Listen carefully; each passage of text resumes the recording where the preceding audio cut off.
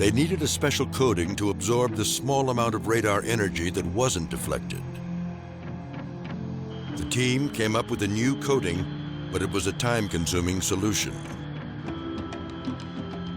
What you're looking at is just the outside sheeting. Every time you do any maintenance on this aircraft, you have to strip back that coating, remove a panel, do your maintenance, put the panel back on, and then recoat this coating. Basically, you scrape this stuff off, and then you put it back on in layers. And it's not a simple brush it on and let it dry. There's several layers like a composite fiberglass. It's very tedious and repetitive work.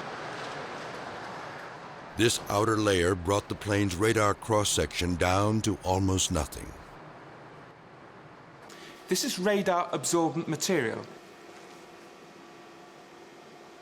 And what we can see here now is a flat response where we once had the echo. But for all intents and purposes now, that target has disappeared from the radar screen, and we've achieved a very stealthy performance. Every F-117 stealth fighter has an entire department dedicated to the upkeep of its radar-absorbent skin. We call them Martians, which stands for material handlers. They're very special folks because without them, this aircraft is just another airplane. We have roughly about 10 people per shift come out here and work on aircraft, mostly all night long. We're the main guys of the stealth fighter. Without us, there's no point in having it. The F-117 is a radical rethinking of the warplane's design. It's ideal for eluding radar, but its faceted shape creates problems. The plane is unstable and not at all aerodynamic.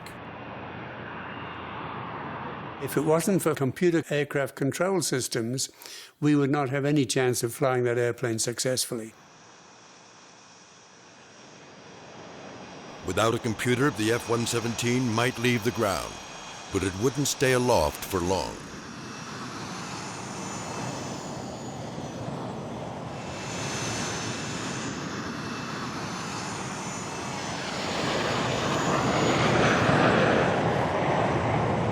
With the computer in the loop, the pilot now told the computer what he wanted the airplane to do, and the computer would try and figure out how to give the pilot what he was asking of the vehicle. The one thing this allows you to do is fly things that you could not normally fly, things that are unstable. Shapes like the F-117, which would be unflyable without a flight control computer on board.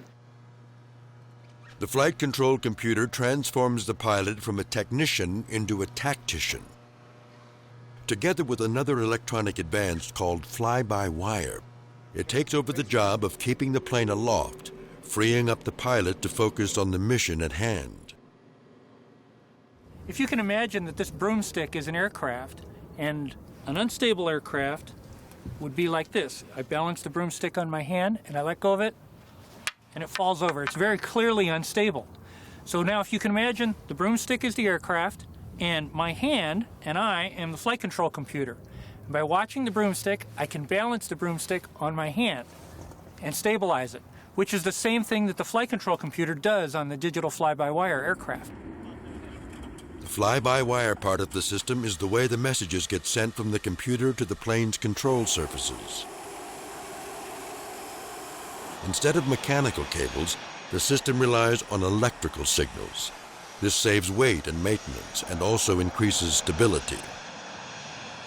The first active service plane to make use of these features was the F-16 Fighting Falcon. The F-16 is a relaxed stability aircraft, meaning it's maneuverable but inherently unstable.